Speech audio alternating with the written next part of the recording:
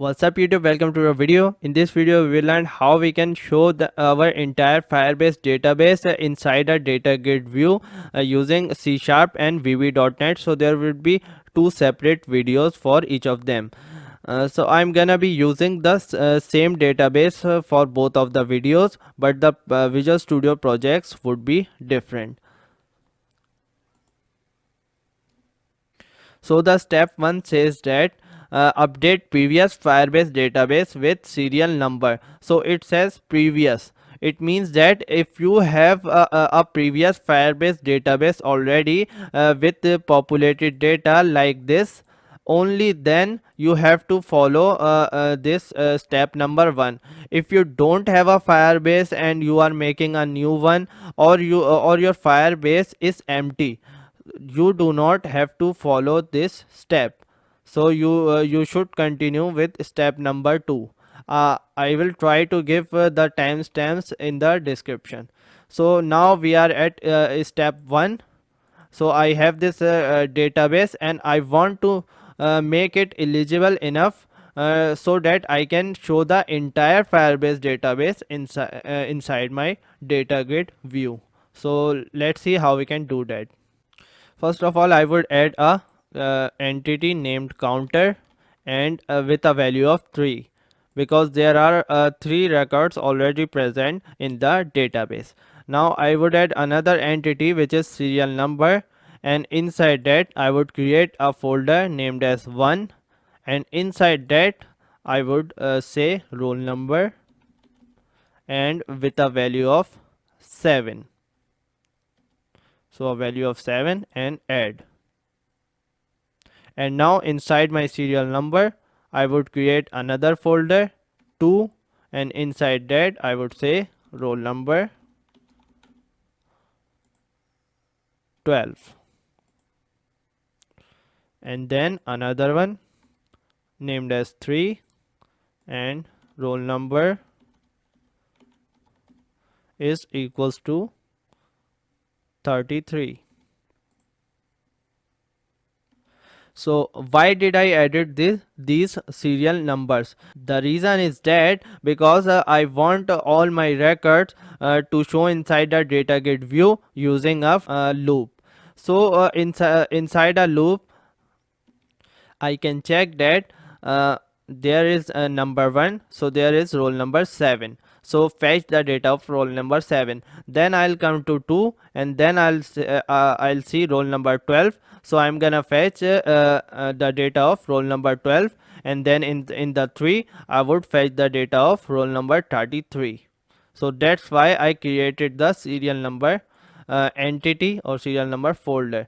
I did that because I can't loop inside the student list, because all the students are saved by their roll number. So I can't make my loop iterate with a value of 7, then 12, and then 33. This makes no sense. So that was my reason to create serial numbers, because I can only use loop in a sequential manner, like number 1, number 2, number 3. A loop can work from number 1 to number 10. It can fetch data from number 1 to number 10, but it can't fetch data from random numbers like these. So that's why I have to create these serial numbers. So we are basically doing all this stuff because we are limited on the C# side, and we have to do some things manually to make our application capable, so that it can show all the data inside a datagrid view. So the step 1 is completed. Now we will move to the step number 2, which is update the application to show records on datagrid view based on serial number. So we will add some methods to our application which was created before in a previous video. I will also give the link in the description, which was how to insert and update delete data at Firebase. So watch that video if you are completely new to the Firebase C# stuff. So now we will move on to the step number 2.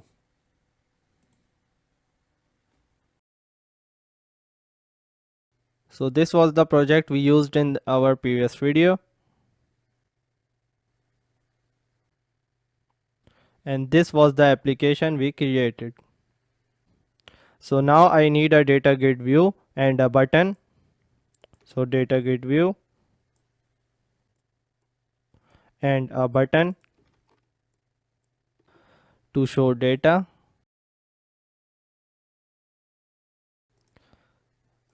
and uncheck all these and go to edit columns, add.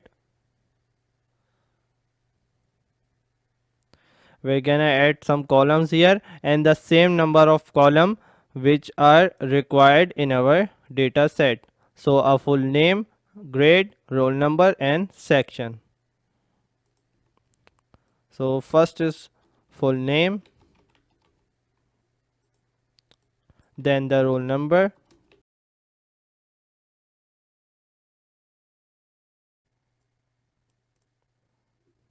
now we will create a method which will bring all the data inside our data grid view. So I'm gonna click the show data button and inside this click event, the first thing is data grid view dot rows dot clear. So this method would help us so that we don't double the values inside the data grid view, because we can press the show data button again and again when running the application, so the data would be double because it would be fetching all the data each time we click the show data button. So it's necessary to clean each time. So after that, now I will write dim res equals to client dot get, and inside this just counter. So we are getting the value of the counter, and then we're getting our result in the form of string, then converting it to an integer and then saving it to the counter. So now we're gonna create our loop. So to create a loop, for I equals to 1 to 10, and then the next keyword would end the loop, and inside this loop I would say dim res2 equals to client.get. Now we are getting the roll numbers serial wise. So the serial number and then a forward slash plus convert to string, and then we are converting the value of I and the roll number. After the forward slash, the roll number. So in this line we have gotten our roll number serial wise. So each time the loop would iterate, we would get a new roll number, and this is not supposed to be 10, but it is supposed to be counter. We are getting the counter to limit the loop, so that's why there should be counter here. And then what we are doing is we are saving this the roll number we have gotten inside a string, and now we have gotten our roll number, so we can fetch out all of the information of a student. So now we're gonna write dim res3 and client dot get student list forward slash plus the roll number, and then with the help of the roll number we're gonna fetch out all of the information. So we're gonna fetch out all of the students information inside a student class which we made in our previous tutorial. So it's a simple class based on these properties, and it's these are properties because the Firebase database does not accept anything but properties. So that's why we have made all the properties and not some variables. So now I would say dim std equals to res3 dot result as student. And now we have the information of a student. We have fetched out the information of a student. We're gonna save it inside a datagrid view. After this method is finished, I'm gonna explain each line and what it means. So if std dot full name is not equals to, this is the operator known as not equals to,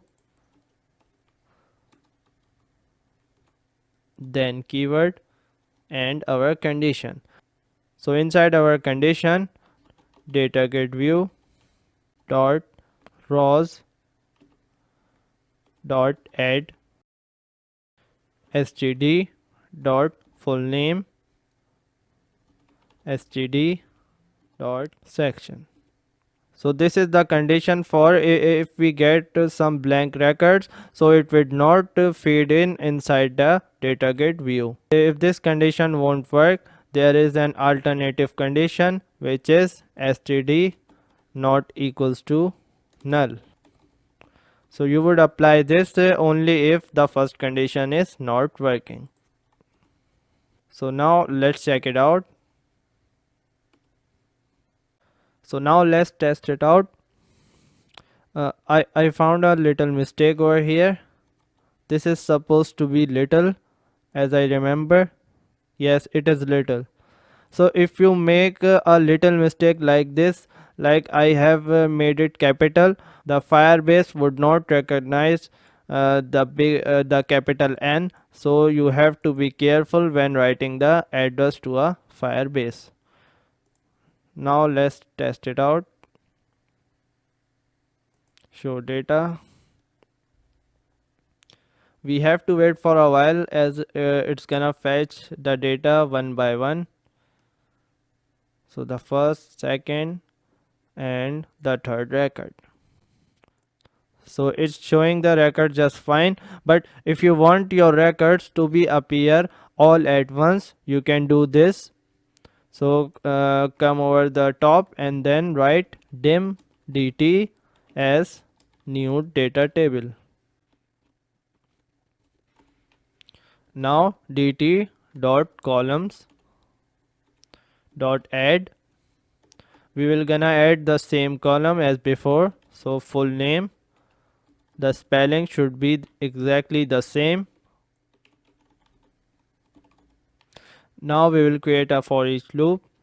So out of our for loop, we're gonna create a for each loop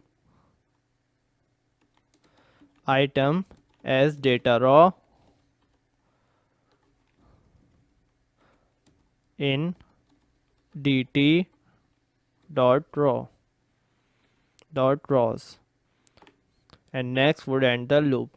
So now we have created the for each loop. Now we're gonna replace this datagrid view with dt.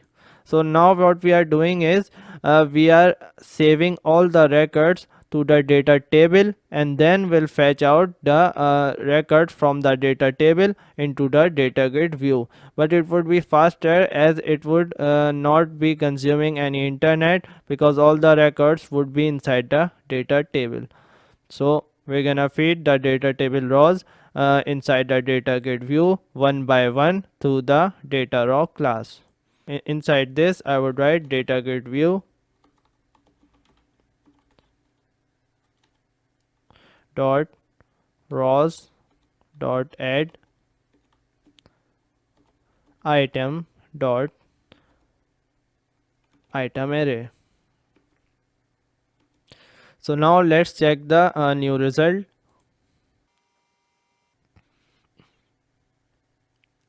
Now when we click the show data button, it would take a while, then fetch out all the records at once.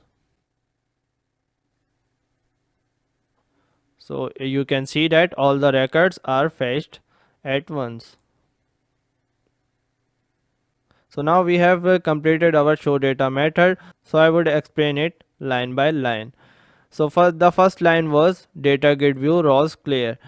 This method would clear the rows for us, so that if we press the show data button again and again, it would clear it each time, so no record is doubled. And then we are getting the counter and saving it in the form of integer. And then what we are doing is we have created a for loop, and then we are getting the we are getting the roll number through the serial number. So we are going inside the serial number folder, here the serial number folder, and I, which is gonna be the number 1 2 3 whatever, and then inside the roll number fetch out the roll number. So we are coming inside as number number 1 and fetch out the roll number, which is 7, then the roll number 12, and then the roll number 33. So this is how our loop would work. Then we are saving the roll number we fetched out here in the form of string inside the roll number, and and then we are getting to the part where we are fetching out all the information of the student inside the student list via its roll number. So we are coming inside the student list, and we fetched out the roll number 7. So we are saying that fetch out all the information of roll number 7, and then the roll number 12, and then the 33. And the counter would take care of the part, so that the loop would run 1 2 and 3, because we have only 3 students in our database. Then once we had all the information of the student, we are saving it in the form of student class, in the std object, and then we are comparing the full name of the student, of the current student, to an empty string, and we are checking that if the record is empty or not. If the record is not empty, add the rows to the datagrid view, but we have changed this to dt, so it's gonna save it inside the data table, and then it's gonna fetch every row of the data table one by one into the datagrid view through this for each loop. And we have added the columns because we want the data table to be the same as the datagrid view. So now our show data method is completed. So we have completed our step number 2, which was update the application to show records on datagrid view based on their serial numbers. Now we're gonna move on to the step number 3, which is update the insert method to save new records with serial numbers. So we're gonna move on to the insert method, and here is the insert method.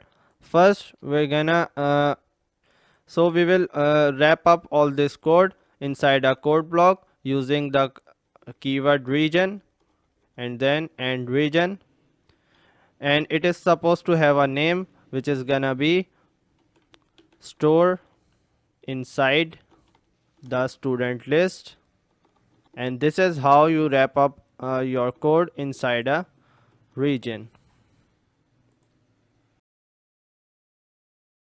And our next task is to get the counter. So get the counter. So we will just gonna copy the code from before. So here is the code to get the counter stored inside a integer. So through these lines we have gotten our counter, but we need to increment this counter before saving. So we will add +1 here, and then our next job is to store the data inside the serial number. For this task, to store the roll number inside our serial number folder, I need another class. So class, and we will name it my role. So my role, and inside here we just need one property. So we're gonna come inside the student class and copy this property and paste it out here. Change the name as roll number,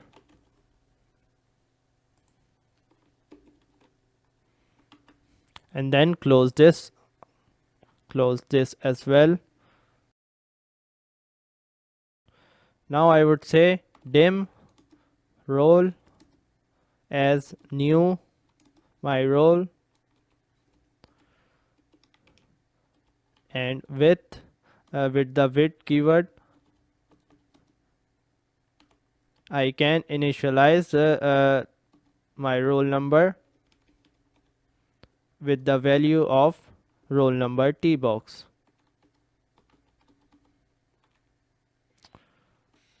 So we have made this new class, and we are giving it the roll number text box value, because we want to save the roll number in our serial wise. So if I want to save a new record, a new roll number of 44, I would come over here, save the student's information, and then come over here in the serial number, and inside the 4 folder I want to save the new roll number, which is 44.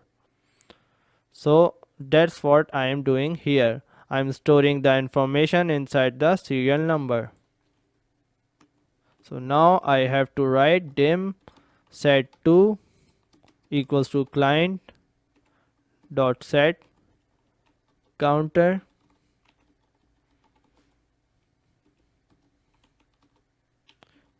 and counter again. This line is because in this line I want to increment the counter, so I would increment it over here. So I would increment the counter and then save it to the counter variable. So this is the counter variable, and this is the counter for the address of the Firebase. So now we have incremented the value of the counter.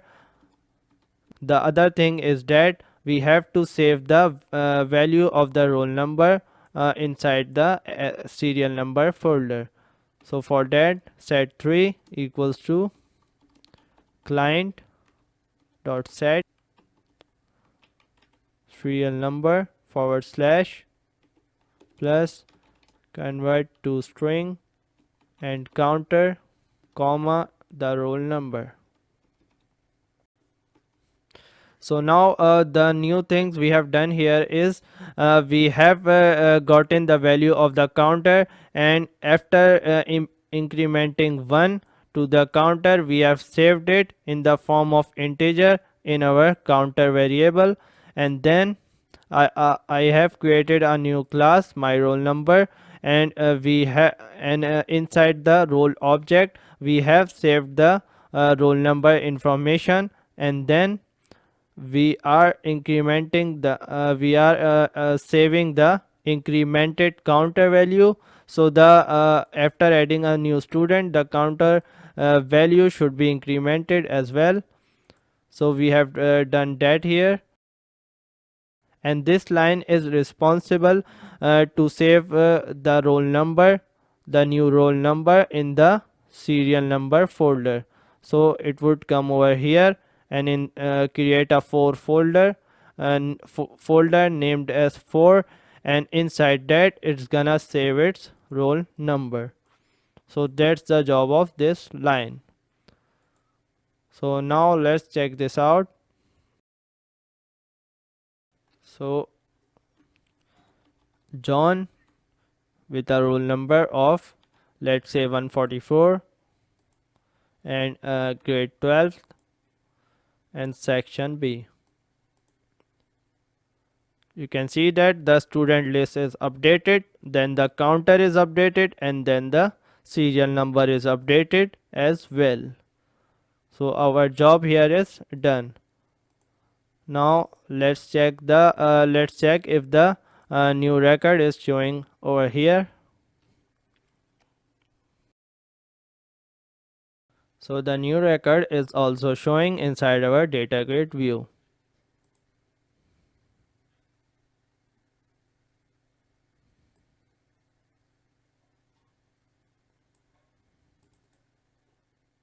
So this is all for the video. If you like it, give it a thumbs up and do subscribe to the channel. See you next time.